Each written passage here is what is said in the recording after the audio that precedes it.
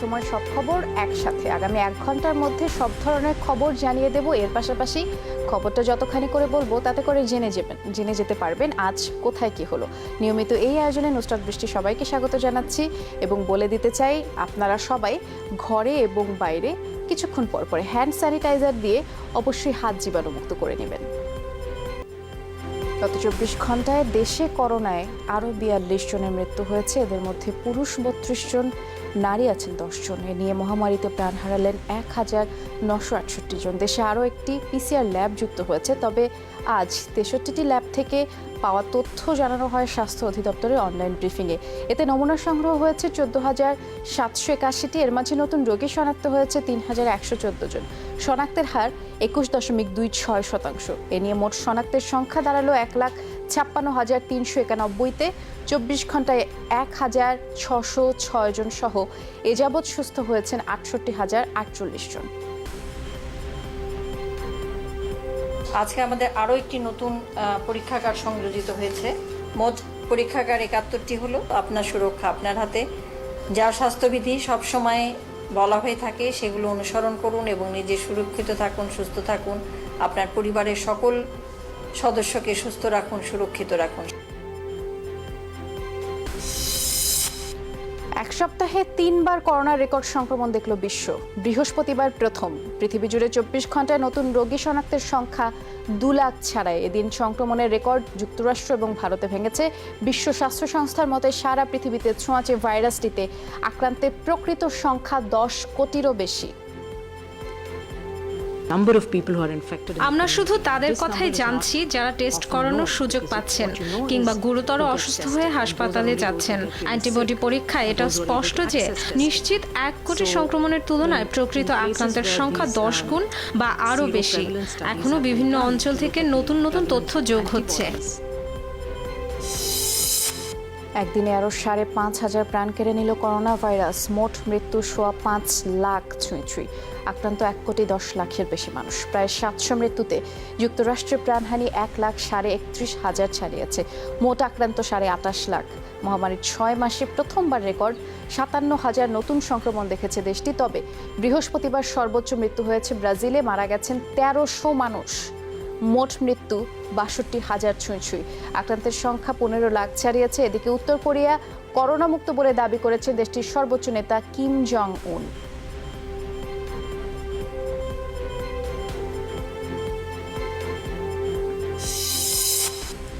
ভারতে মানবদেহে করোনা ভাইরাসের দ্বিতীয় প্রতিষেধক পরীক্ষামূলক প্রয়োগে ছাড়পত্র পেল জাইডাস ক্যাডিলা ফার্মাসিউটিক্যালস। ফলে ভ্যাকসিনের প্রথম ও দ্বিতীয় ধাপের হিউম্যান ট্রায়ালে যেতে পারবে এই প্রতিষ্ঠানটি। এর আগে হায়দ্রাবাদ ভিত্তিক ভারত বায়োটেকের কোভ্যাক্সিন হিউম্যান ট্রায়ালের অনুমোদন পায়।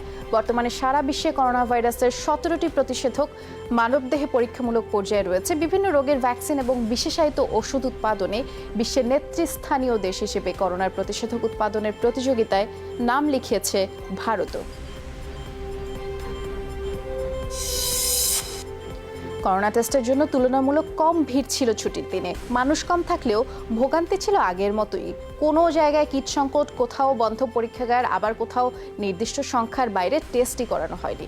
ব্যবস্থাপনাগত এসব ভোগান্তির পাশাপাশি সেবা প্রার্থীদের মধ্যেও অসচেতনতা দেখা গেছে। ছুটির দিনে মুগদা হাসপাতালে আরেক সমস্যা, 40 জনের বেশি নমুনা দেওয়া হয়নি। এদিকে 200 টাকা করে দিয়ে এখনও মানুষ পরীক্ষা করাতে পারছেন না। এ নিয়ে ক্ষোভের শেষ নেই। হালকা কি করছি, অনেক কিছু দেওয়ার পরে কয়েক শেষ হয়ে আছে, এখন আবার ফিরে আজকে এসে যে আজকে এই সমস্যা। 10:37 বাজে আছে, 8টার সময় লাইনে ধরেছে, আবার ওই সাইডটা ফর্ম দেয়। 2 ঘন্টা প্রক্রিয়া শেষ করে যখন স্যাম্পল নিবে তখন বলতেছে কিট নাই।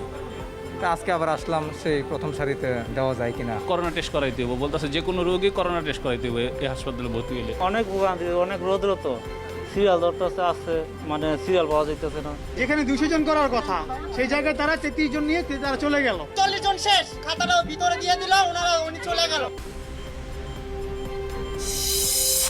কিট সংকটে সারা দেশের 69টি পিসিআর প্রতিদিন নমুনা সংগ্রহ করা যাচ্ছে না।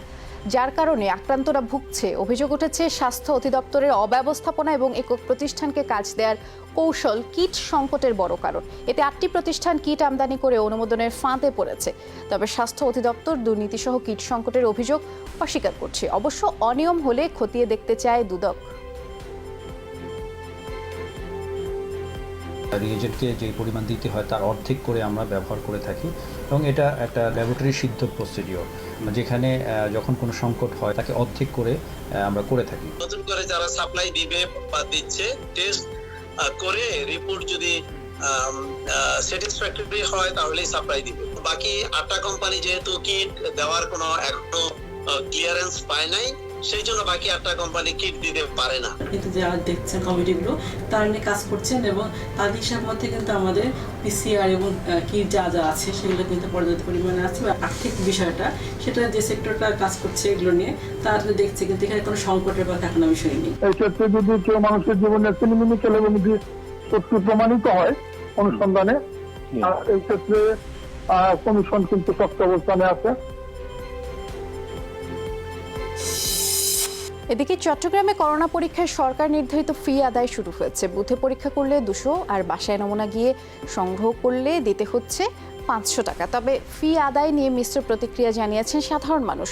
আর টাকা দিয়ে পরীক্ষার ফল পেতে দেরি হওয়ায় ক্ষুব্ধ রোগী এবং তার স্বজনরা। বর্তমানে চট্টগ্রামে প্রতিদিন নমুনা পরীক্ষা হচ্ছে 800 থেকে 1000 পর্যন্ত। পিসিআর মেশিন বাড়িয়ে এ সংখ্যা অন্তত দ্বিগুণ করার পরামর্শ দিয়েছেন চিকিৎসকরা। সেই রিক্সা চালায় বা অন্য কাজ করে নিন বছরের, তাদের জন্য তো অনেক কষ্ট হবে। সমস্যা তো হবে। এখন মনে করেন আমি কোনো কাজ করতে পারি না, আমার ওষুধ ঠিক আছে। এখন এই 200 টাকা দিতে অনেক কষ্ট হয়ে গেছে। আর 200 টাকা খরচা আছে। 200 টাকা কোনো বড় কথা না। সবচেয়ে বড় কথা যে আমাদের যে একটা রোগীটা পেশেন্ট আছে, আমরা সাথে এটা একটা জরুরিভাবে রিপোর্টটা যেন জলদিভাবে আসে। সঠিক চিকিৎসা পাচ্ছি না বলে আমরা শুধু বাজারে ঘুরতেছি।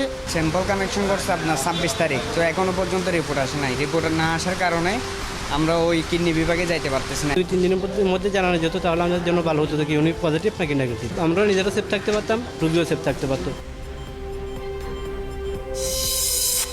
জ্বর শ্বাসকষ্টে আজও 11 জনের মৃত্যু হয়েছে। গেল 24 ঘন্টায় কুমিল্লাতেই 6 জন মারা গেছেন। সিলেটে মারা গেছেন বিএনপি নেতা MA হক। এছাড়া রাজশাহী মেডিকেলে মারা যান এক ব্যক্তি। তিনি বৃহস্পতিবার জ্বর শ্বাসকষ্ট নিয়ে হাসপাতালে ভর্তি ছিলেন। একই উপসর্গ নিয়ে এর আগে হাসপাতালে আরও 2 জন মারা গেছেন।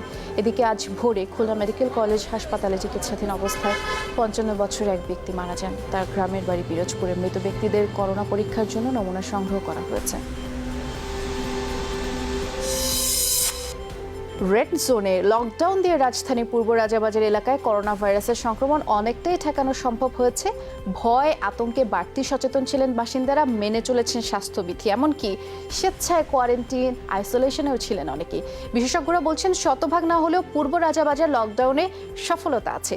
এই অভিজ্ঞতা অন্য এলাকায় কাজে লাগাতে চায় স্বাস্থ্য অধিদপ্তর।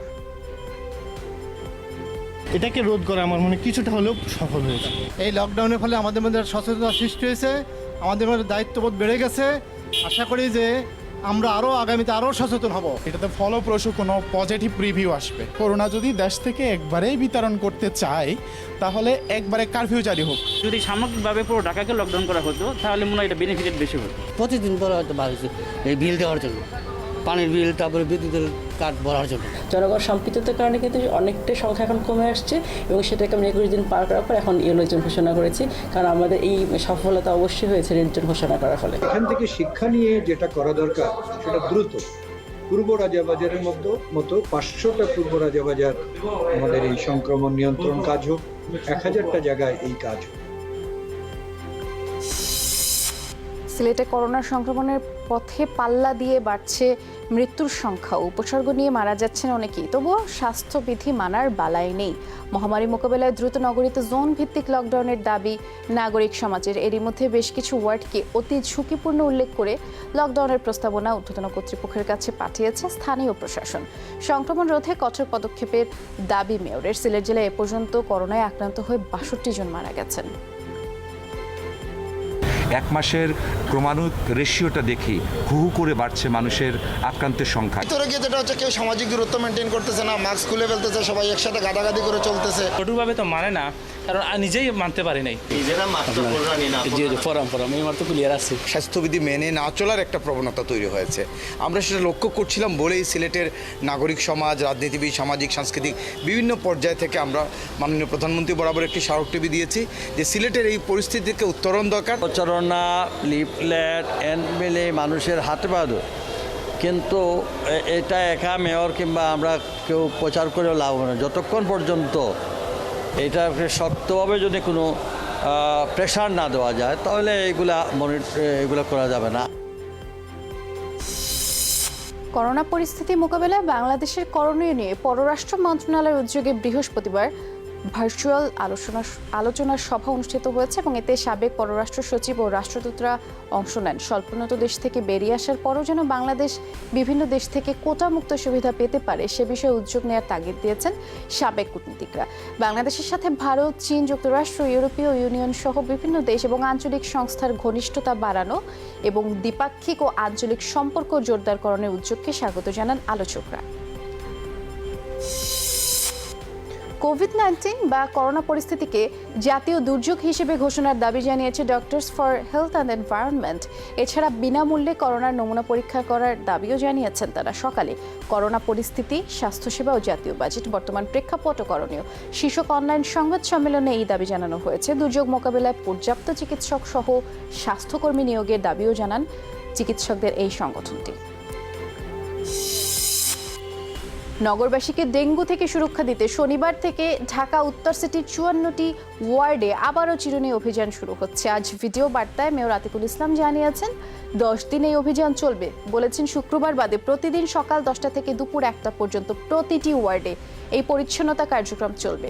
অভিযান সফল করতে সবার সহযোগিতা চেয়েছেন মেয়র আতিক।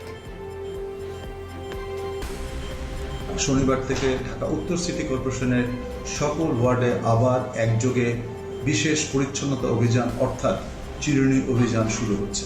শুক্রবার ব্যতীত প্রতিদিন সকাল 10টা থেকে দুপুর 1টা পর্যন্ত পরিচালিত হবে। বন্ধ পাটকল শ্রমিকদের পুনর্বাসন করা হবে। বাজেটে অর্থ ছাড় হলেই সমস্ত বকেয়া শোধ করা হবে। সেই সাথে পিপিপির মাধ্যমে এসব পাটকলগুলো চালু করা হবে। সংবাদ সম্মেলনে এসব জানিয়েছেন বস্ত্র ও পাট মন্ত্রী। আর শ্রম প্রতিমন্ত্রী দাবি করেছেন পাটের সোনালী অতীত ফিরিয়ে আনাতে লোকসানে থাকা এসব কলগুলোই বন্ধ করা হয়েছে। বলেন প্রধানমন্ত্রী কোনো শ্রমিককে চাকুরিচ্যুত করেননি, বরং পাওনা পরিশোধ করে অবসরে পাঠিয়েছেন। সব ঠিক থাকলে আগামী 3 থেকে 4 মাসের মধ্যে কলগুলো আবারও সচল হবে বলে আশা করেন তিনি। আগে কিন্তু মিলগুলি বিকৃত করে দেওয়া হয়েছিল, তারা মিলগুলি অন্যান্যভাবে তারা প্রয়োগ করে দেখেছে, তারা অন্য রিসিভ করছে, তারা কিন্তু মিল করে নেয়। প্রধানমন্ত্রী বলেছিলেন এখন আর কোনো পাটকল বিক্রি করা হবে না, তবে আমাদের মালিকানা কিন্তু সলিড থাকবে, এখানে কোনো বাইরের মালিকানা আসবে না, অংশীদারিত্ব থাকতে পারে। 100% উৎপাদন দিয়েছে মেশিন।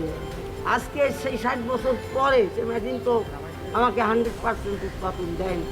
সুতরাং শ্রমিকদেরও বুঝতে হবে যে এটা এর ছাঁটাই চিরতরে পাটকল বন্ধ হয়ে যাওয়ার ছাঁটাই।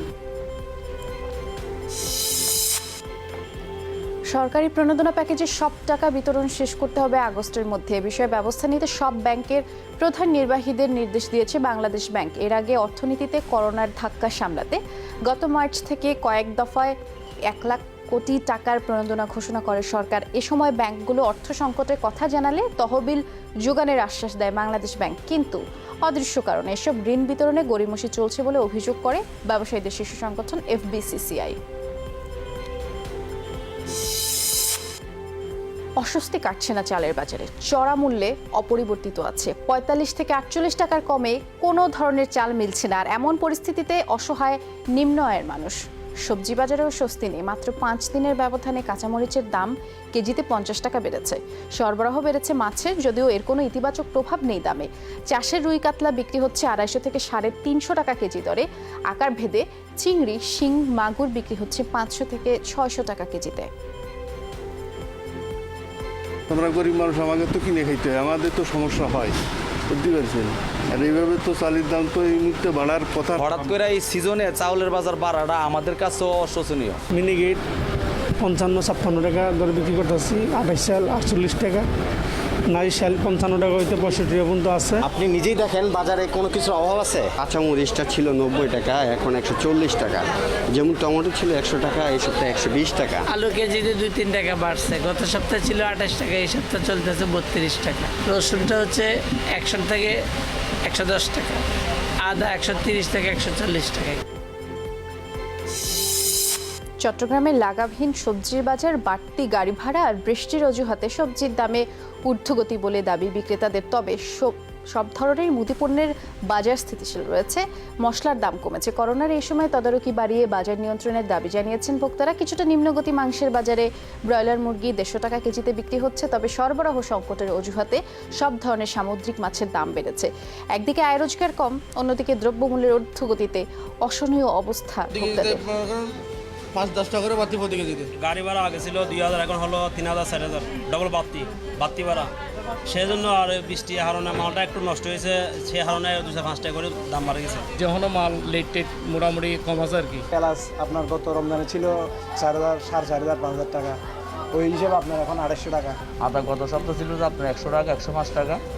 গত সপ্তাহে কিনেছিলাম 110 টাকা, বিক্রি হচ্ছে 120। দেশি মাছের দাম একটু 20-50 টাকা কেজিতে কমছে, আর এখানে মনে করেন সমুদ্রের মাছটা একটু দাম বাড়ছে বেশি। এমনি বাজার মানুষ আছে কিন্তু পাচ্ছে কিনা নেই। লকডাউনের পরে যেটা বাড়ছে এটা আর কমতেছে না। আমাদের হিমশিম খাইতেই হচ্ছে, এটা তো দাম অনেক দাম না এগুলো তরকারি।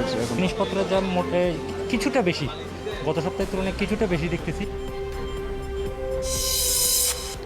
রোজো, টাইগার, দিলবার, রকেট, স্টার বয় কিংবা পুতুল, বাহারি নামের সব গরু নিয়ে কুরবানির জন্য পসরা সাজিয়েছে রাজধানীর বিভিন্ন ফার্ম। কোনোটি আমেরিকান ব্রাহ্মা, কোনোটি বা থাইল্যান্ড বুল। আছে দেশি গরুও, আকার ভেদে দাম 50,000 থেকে 37 লাখ টাকা পর্যন্ত। হাটের ঝুঁকি এড়াতেই অনলাইনে কেনার সুযোগ রয়েছে, সাথে থাকছে কষায়ের সুবিধা। তবে করোনা পরিস্থিতিতে ক্ষতির শঙ্কায় রয়েছেন ব্যবসায়ীরা। আমরা আশা করতেছি হয়তো বা এই বছর আগেরকার বছরগুলোর মতন এত বেশি হয়তো বা গরু নাও বিক্রি হতে পারে। ফ্রি ডেলিভারি সার্ভিস দিচ্ছি আমরা, ঢাকায় মানে তার বাসায় পৌঁছে দিয়ে আসবো, যাতে কাস্টমারকে আবার বারবার এখানে আসতে না হয়, নিতে আসতে না হয়। আপনি গরু কেনার পর যদি আপনি মনে করেন যে আপনি এখানে স্লটার করবেন, সেক্ষেত্রে আমাদের কসাই আছে, আমাদের কসাইয়ের সাথে আমরা ডিল করে, আপনার সাথে ডিল করে আপনার সুন্দর মতন আপনার গরু ঈদের দিন আমরা জবাই করে পরিষ্কার পরিচ্ছন্নভাবে বাসায় পৌঁছে দেওয়ার ব্যবস্থা। রফতানি পণ্য না নেওয়ার প্রতিবাদে বেনাপোল বন্দর দিয়ে তৃতীয় দিনের মতো ভারতীয় পণ্য আমদানি বন্ধ রয়েছে। প্রবেশের অপেক্ষায় পেট্রোপোলে আটকা পড়েছে শত শত ট্রাক। এর আগে করোনার কারণে 3 মাস বন্ধ থাকার পরে 7 জুন বন্দরে আমদানি রফতানি কার্যক্রম শুরু হয়, কিন্তু নিরাপত্তার অজুহাতে বাংলাদেশি পণ্য নিতে অনীহা জানায় ভারত। ফলে বেনাপোল বন্দরে আটকা পড়ে 500 ট্রাক বাংলাদেশি পণ্য। আর সংকট সমাধানে দুপক্ষ বৈঠক করলেও কোনো সমাধান আসেনি। বাংলাদেশি পণ্য ভারতের রপ্তানি শুরু না হওয়া পর্যন্ত বাংলাদেশের ব্যবসায়ীরা ভারতের পণ্য আর আমদানি করবে না। আজ পর্যন্ত আমাদের একটি গাড়িও দাঁড়া যায়নি। প্রায় সহস্রাধিক jute and jute goods, garments, জুতা, পুমা শু, এগুলো সহ গাড়ি দাঁড়িয়ে আছে বিভিন্ন জায়গায়। আপনারা সব খবর দেখছেন। ছোট্ট একটা বিরতিতে যাচ্ছি। বিরতিতে যাবার আগে বলে দিতে চাচ্ছি আবারও, আপনারা সবাই ঘরে বাইরে অবশ্যই কিছুক্ষণ পর পরে হ্যান্ড স্যানিটাইজার দিয়ে হাত জীবাণুমুক্ত করে নেবেন। ফিরছি একটু পর।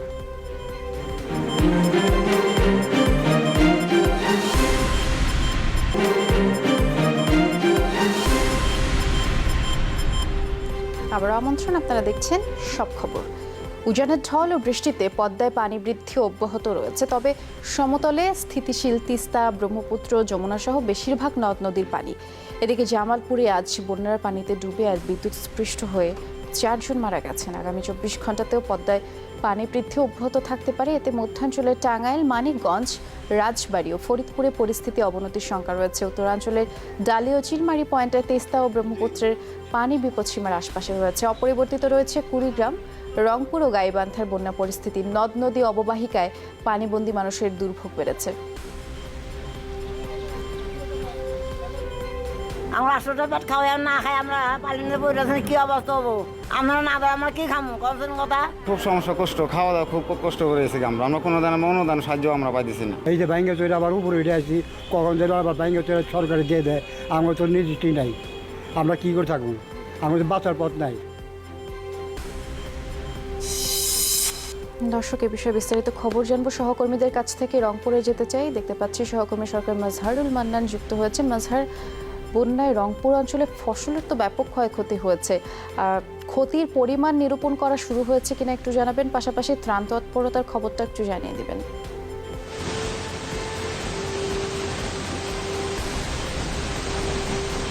বৃষ্টি, আমি আছি রংপুরের যে কাউনিয়া উপজেলা আছে, কাউনিয়া উপজেলার চর বিশ্বনাথের একটি চর বিশ্বনাথ গ্রাম বলে।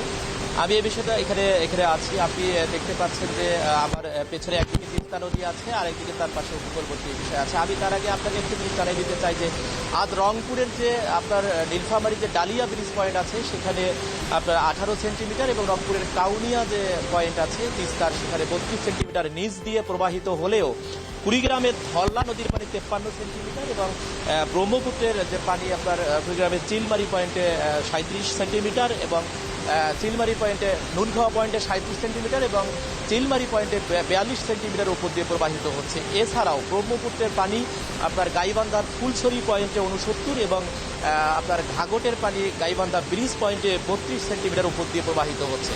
রংপুর জেলায় এই নতুন করে এলাকা কবলিত না হলেও কুড়িগ্রাম এবং গাইবান্ধায় কিন্তু বিস্তীর্ণ এলাকা আজও প্লাবিত হয়েছে।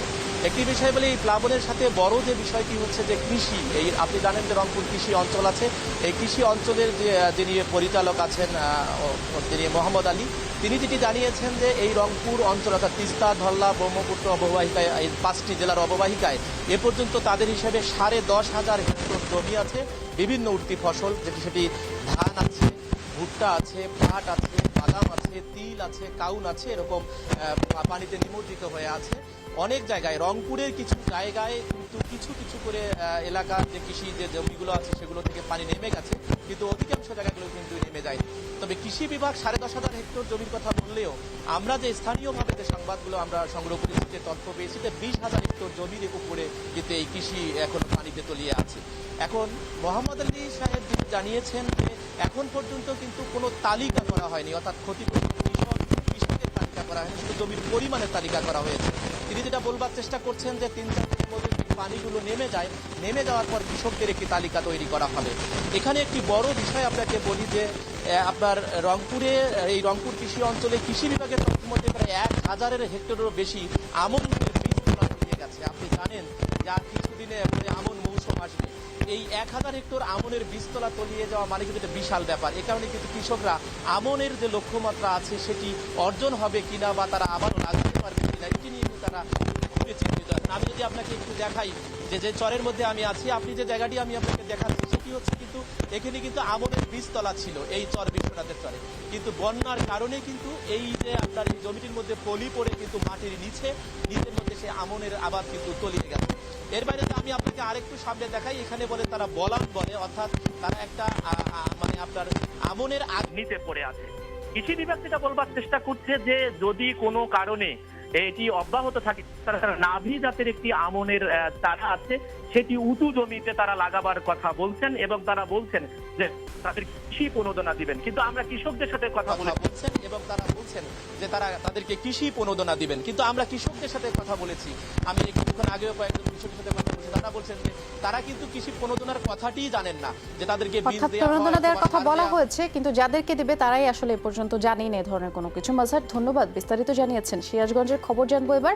আমাদের সহকর্মী গোলাম মোস্তফা রুবেল অপেক্ষা করছে। রুবেল, আপনি একটু সিরাজগঞ্জের খবর জানাবেন, বিশেষ করে পানিবন্দী এলাকার পরিস্থিতি জানাবেন, পাশাপাশি সেখানকার মানুষ কোনো ধরনের সহায়তা পেয়েছেন কিনা সেটিও জানিয়ে দিবেন।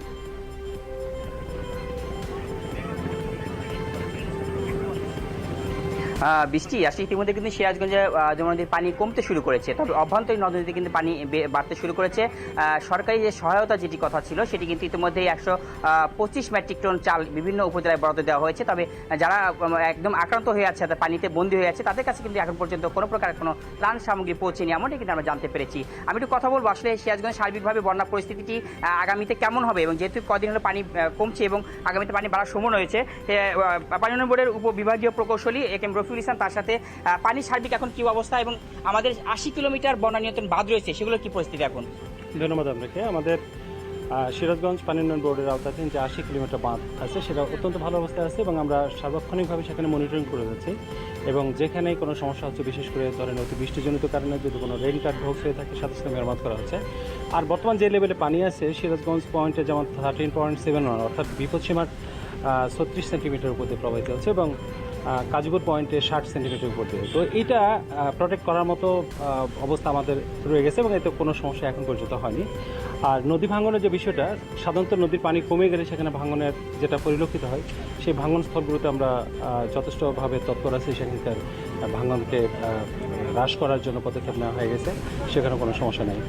আর নদীর পানি বর্তমানে যেটা কমে যাচ্ছে, এ ব্যাপারে বন্যা পূর্বাভাস এবং সতর্কীকরণ কেন্দ্র জানিয়েছে যে আগামী 72 ঘন্টা পর্যন্ত এই হ্রাস অব্যাহত থাকবে। এবং আমরা বিগত দিনে আরেকটা যে পূর্বাভাস ছিল 10 দিনের, সেখানে বলা আছে যে হয়তোবা এই মাসের 7 তারিখের পর থেকে আবার পানির বৃদ্ধি হতে পারে।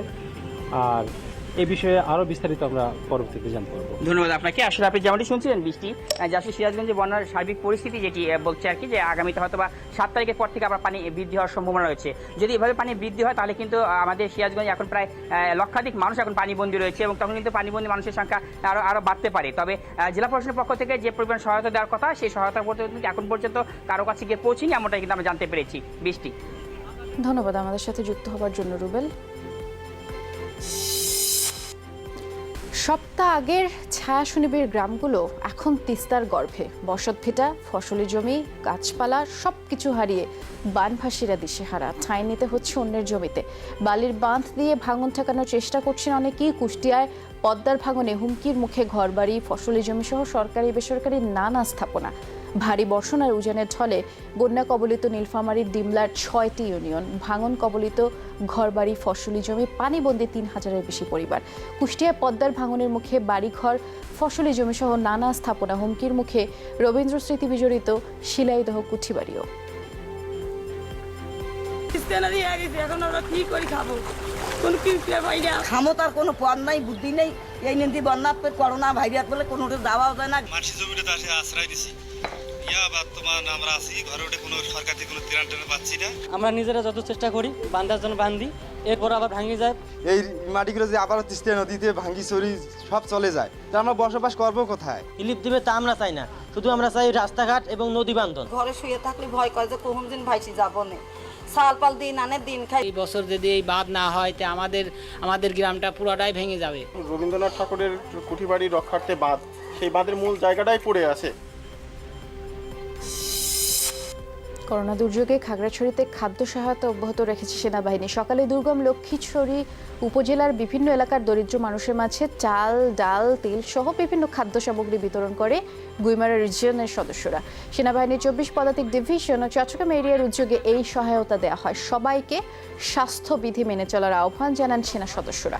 করোনা মহামারী শুরু থেকেই বিভিন্নভাবে দরিদ্র মানুষকে তারা সহায়তা করছে।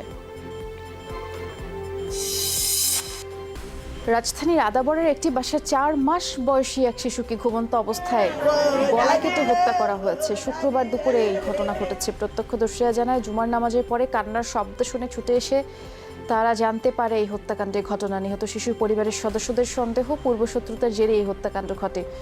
আর পুলিশ বলছে তদন্ত শেষে এই প্রকৃত ঘটনা জানা যাবে। বেলা 3টার দিকে শিশুটির মরদেহ ময়নাতদন্তের জন্য সোহরাওয়ার্দী মেডিকেলে নেওয়া হয়।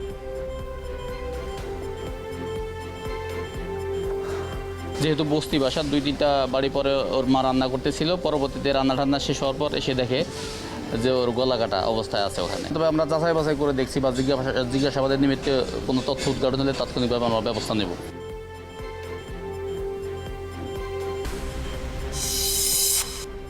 সাজাপ্রাপ্ত পলাতক এক আসামির সাথে নামে কিছুটা মিল আছে, আর এতেই প্রকৃত আসামিকে না ধরে পুলিশ গ্রেফতার করে মুদি দোকানি সালাম ঠালিকে। 15 বছর আগের এক চুরির মামলায় সাজাপ্রাপ্ত আসামি হয়ে প্রায় 4 মাস ধরে বাগেরহাট জেল হাজতে ওই ক্ষুদ্র ব্যবসায়ী। আইনজীবীরা বলছেন, গ্রেফতারি পরোয়ানাতে ঘষা মাজা করা হয়েছে, যে আইনগত অপরাধ, আর নাম ঘষা মাজার অভিযোগ অস্বীকার করছেন সালামকে গ্রেফতার করা পুলিশ কর্মকর্তা। তিনি দাবি করছেন প্রকৃত আসামিকেই গ্রেফতার করা হয়েছে। সালাম নিরপরাধ হয়ে জেল খাটছে কিনা তা খতিয়ে দেখতে মাঠে নেমেছে জাতীয় মানবাধিকার কমিশন। সালাম বলতেছে যে এই কেস তো আমার না, এই কেসটা আমি তো জানিই না কোনোদিন, আর আমার তো মোংলায় কোনোদিন আমি যাইও নাই, বাগেরহাটও আমি কোনোদিন যাইনি যে এই কেসটা আমার। তা বলতেছে ভাই আমরা কি করে বলবো, আমাদের হাতে আইছে ওয়ারেন্টটা, এই কারণের জন্য আমরা ধরছি। হাত দেওয়ার কারোর ক্ষমতা নাই আইনের দৃষ্টিতে। সেটা যদি ঘষা মাজা করে তাহলে তো সেটা আর পৃথক অপরাধ করলো, সেটা তো জাল জেলিয়াতির অপরাধ করলো। এখন আমাদের তো 5 সালের মামলা, ওই আসামি এই আসামি এইগুলো তো আসলে যাচাই বাছাই করার সুযোগ থাকে না সবসময়। তাকে জিজ্ঞাসাবাদ করে সে বলছে হ্যাঁ বাগেরহাট একটা মামলা ছিল। মানিকগঞ্জের হরিরামপুর উপজেলার রামকৃষ্ণপুর ইউনিয়ন পরিষদের চেয়ারম্যান মেম্বারের উপরে হামলার প্রতিবাদে মানববন্ধন হয়েছে। উপজেলার বাহিরচর বাজারে এলাকাবাসীর উদ্যোগে এই কর্মসূচি পালিত হয়। মানববন্ধনের বক্তারা জনপ্রতিনিধিদের উপরে সন্ত্রাসী হামলার প্রতিবাদ সহ হামলার সাথে জড়িতদের দ্রুত গ্রেফতারের দাবি জানান। 26 জুন ইউনিয়ন পরিষদের সামনে প্রতিপক্ষের সন্ত্রাসী হামলায় ইউপি চেয়ারম্যান মোহাম্মদ কামাল হোসেন, তার 2 ছেলে, 2 ইউপি সদস্য গুরুতর আহত হন। এই ঘটনায় চেয়ারম্যান বাদী হয়ে 14 জনের নামে থানায় মামলা দায়ের করেছেন।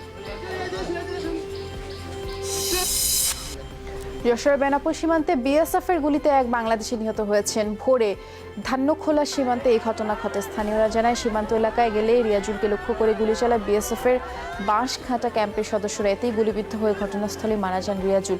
এই ঘটনার সত্যতা নিশ্চিত করেছে বিজিবি। মরদেহ উদ্ধার করে ময়নাতদন্তের জন্য যশোর সদর হাসপাতালে পাঠায় পুলিশ।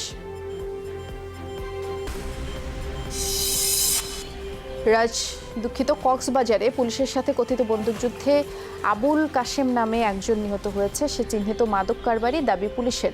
রাতে টেকনাফের মেরিন ড্রাইভ সংলগ্ন মহেশখালিয়া পাড়ায় এ ঘটনা ঘটে। পুলিশের ভাষ্য, ইয়াবা হাত বদলের খবরে অভিযান চালালে দুর্বৃত্তদের সাথে পুলিশের গুলি বিনিময়ের সময় কাশেম আহত হয়। পরে হাসপাতালে নেওয়া হলে চিকিৎসক তাকে মৃত ঘোষণা করেন। ঘটনাস্থল থেকে 10,000 পিস ইয়াবা, বেশ কিছু দেশীয় অস্ত্র উদ্ধারের দাবি করেছে পুলিশ। রাজবাড়ী সদরে এক কাঠ মিস্ত্রিকে কুপিয়ে হত্যা করেছে দুর্বৃত্তরা। রাতে লক্ষ্মীকোল এলাকায় ঘটনা ঘটে। মৃত তুহিন শেখের মরদেহ ময়নাতদন্তের জন্য মর্গে পাঠানো হয়েছে। পুলিশ জানায়, নিজ বাড়ির সামনে পায়চারি করার সময় তুহিনের উপরে হামলা হয়। ধারালো অস্ত্র দিয়ে তার গলায় কোপ দিয়ে দুর্বৃত্তরা পালিয়ে যায়। গুরুতর অবস্থায় হাসপাতালে নেওয়া হলেও আর বাঁচানো যায়নি তাকে।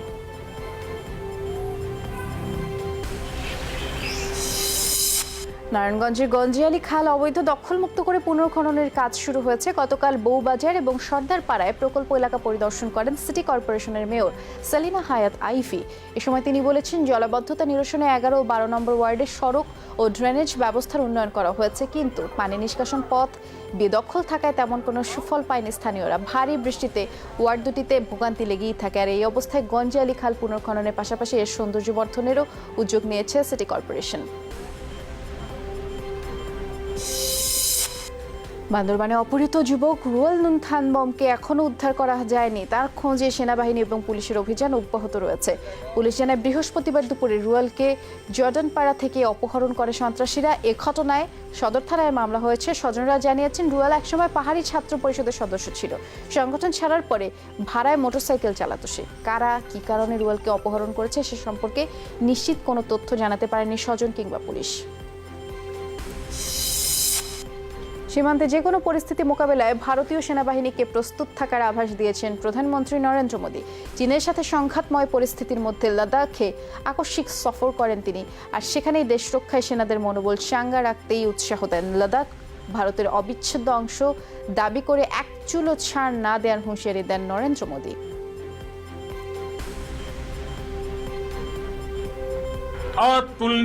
শত্রুরা আপনাদের সাহস দেখেছে। যারা লাদাখে ভারতীয় ভূখণ্ডে নজর দিয়েছে তাদের যোগ্য জবাব দেয়া হয়েছে। বিশ্বের যে কোনো বাহিনীর চেয়ে ভারতীয় সেনাবাহিনী শক্তিশালী, তা আজ প্রমাণিত।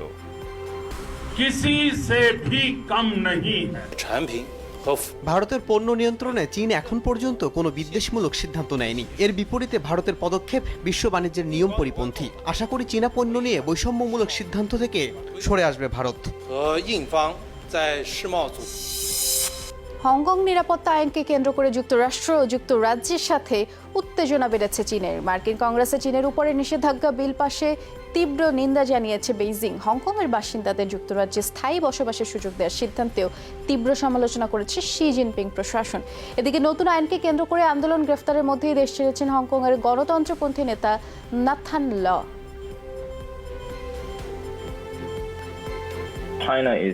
উন্নয়নের পথে এগিয়ে থাকলেও মানবাধিকারের প্রতি শ্রদ্ধাশীল নয় চীন।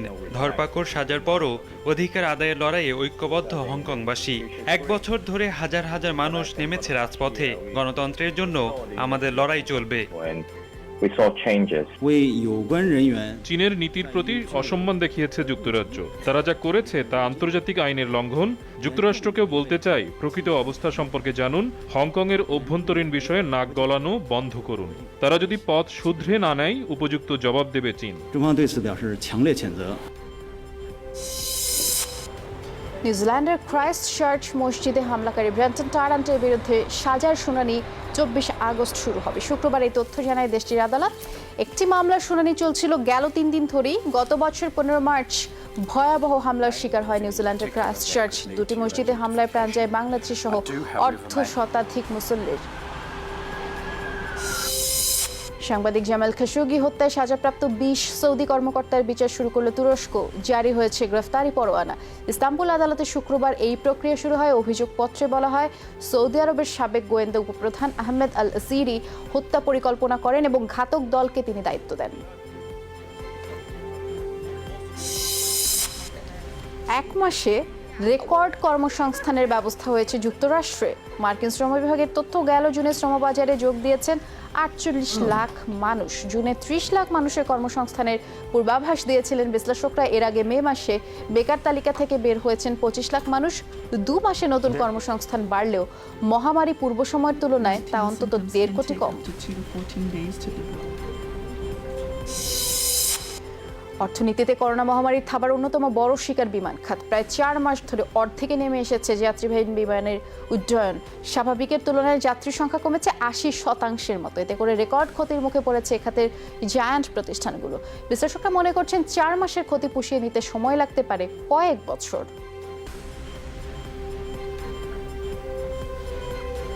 $419 বিলিয়ন রাজস্ব হারাতে পারি। সীমান্ত বন্ধ না রেখে সামগ্রিক অর্থনীতির স্বার্থেই বিকল্প পরিকল্পনার কথা ভাবা উচিত। আগামী বছর অবশ্যই পরিস্থিতির উন্নতি করতে হবে। ক্ষতির পরিমাণ $15 বিলিয়ন মধ্যে রাখতে হবে। আন্তর্জাতিক ভ্রমণ চালু হওয়া খুব দরকার। সামগ্রিকভাবে নিষেধাজ্ঞা তুলে নিলে আমরা নতুন নতুন অফার দিতে পারবো।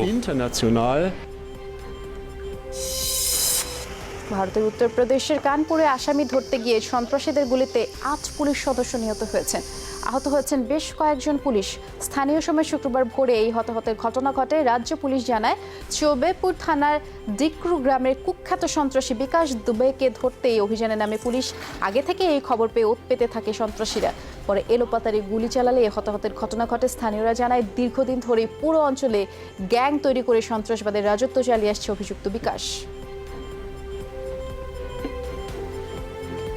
দর্শক, এ পর্যায়ে একটা ছোট্ট বিরতিতে যাচ্ছি, তবে একটু পরেই সব খবর নিয়ে ফিরে আসছি। আপনারা অবশ্যই ঘরে বাইরে সবসময় কিছুক্ষণ পর পরে হ্যান্ড স্যানিটাইজার দিয়ে হাত জীবাণুমুক্ত করে নেবেন। একটু পরেই ফিরে আসছি, সাথেই থাকুন।